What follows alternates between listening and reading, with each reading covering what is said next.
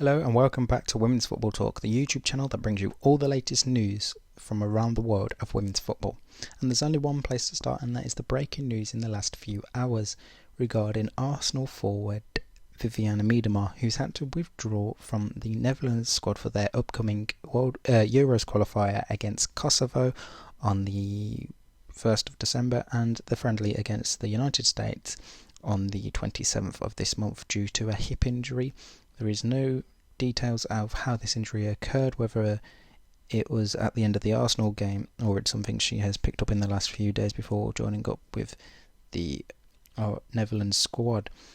She has since been replaced by Victoria Pelova of PSV, who had been in the previous squad on preliminaries but missed out. There's no timescale on how long Viv will be out for and whether she will miss any game time for Joe Montemurro's Arsenal side, which is not something they want, considering she's had a great start to the season, scoring 15 goals in 10 games so far for Arsenal. Elsewhere, in terms of the Netherlands, captain Sherida Spitzer has signed for Eredivisie side Ajax on a deal that sees her at the club until 2023.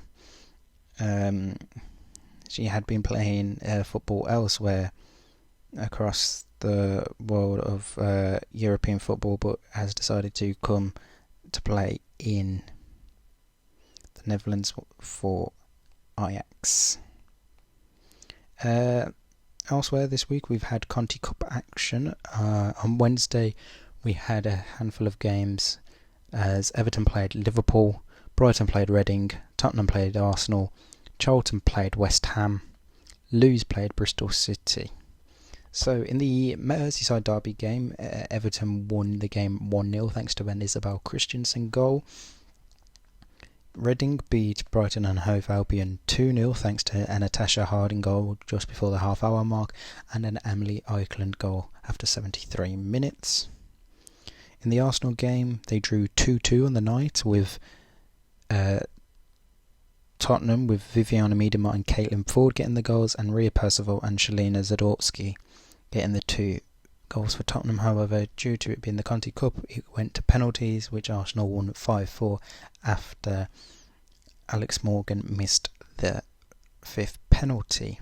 Charlton lost 4-0 to West Ham United. Martha Thomas, Leanna Kleeman with a brace, and Emily Van Egmond were the goal scorers for the Hammers, and Rachel Newborough got sent off after 63 minutes for Charlton. There is more news regarding West Ham, which we will get on to in a few minutes. Bristol City beat Lewes 3-1. Emma Bissell, Ebony Salmon and Gemma Elizabeth Perfield were the goal scorers for Bristol City, whilst Rhiannon Cleverly scored the goal for Lewes. And in yesterday's games, being Thursday, depending on when you're watching this, but Thursday the 19th of November, Durham drew 1-1 with Aston Villa. Emma Follis scoring for Villa, whilst Emily Roberts scored for Durham, and Villa won 4-2 on penalties. Manchester United drew 0-0 after 19 minutes with Manchester City, but won 4-3 on penalties at Lee Sports Village. Crystal Palace put 6 past London Bees with Coral Jade Haynes scoring from the penalty spot, Bianca Baptiste getting a brace, Cheryl Castle scoring, and Amy Taylor getting a goal, with an own goal coming from Brooke Nunn. Amelia Hazard scored the opener of the game though for the London Bees. However, they did play the majority of the game with 10 players after Nicola Gibson got sent off for the foul, which resulted in the penalty for Palace. And in the final game, Sheffield United beat Coventry United 4-0. Leandra Little, Katie Wilkinson, Jade Pennock and Melissa Johnson with the goals for Sheffield United. It's quite confusing, the tables. So obviously the teams already through are Aston Villa, Chelsea, Manchester City, due to them finishing in the top spots of their groups. However, not all teams have played 3 games. So, for instance, London City versus Chelsea, that was meant to be played on Wednesday, got postponed due to a positive test, and Manchester United Everton, that was meant to be played in the last set of Conti Cup fixtures, was also postponed not due to a positive in the COVID test, but due to safeties over the stadium. Brighton and Hove Albion's game against Charlton had been postponed, and then in Group E, Leicester City versus Birmingham City, their second game had also been postponed. So there's a lot of confusion as to who goes through. But so the teams that are definitely through are Bristol City, West Ham, Manchester City, Chelsea and Aston Villa are 100% through due to finishing first in their groups. And then there's the second best, like the best placed second teams can also go through. Elsewhere in the world of women's football, West Ham decided to get rid of manager Matt Beard after their game on Wednesday. It was announced on Thursday morning that he had left the club by mutual consent, and it does seem to be that way, rather than sometimes they use mutual consent as another word as a sacking. And then later on in the day, Tottenham got rid of their joint head coaches after again struggling in all formats of the league and League Cup this season. Karen Hills and Juan Amoros were the two that had left Tottenham.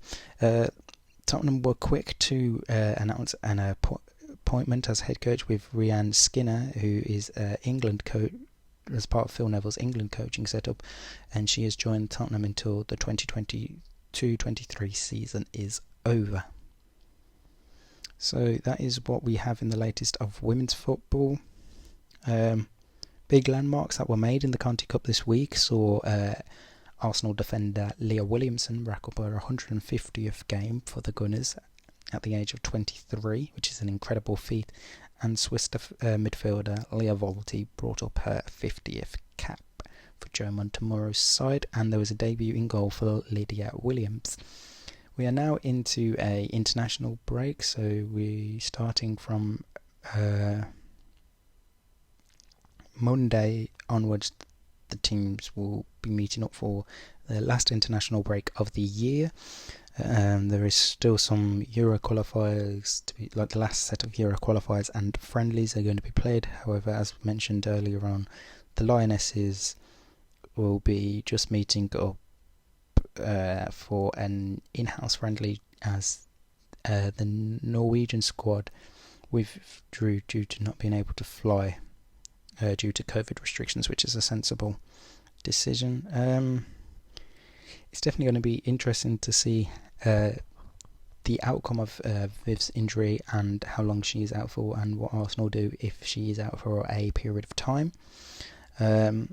But we'll be back towards the end of the international break, so in about a week's time, after we've had all the games played and we get ready to look forward to another weekend in the WSL. If you like this content, don't forget to leave a like on the video, head over to our Twitter page and give us a follow, and check out some of our other videos that we've done previously. And until the next time, we will see you again soon.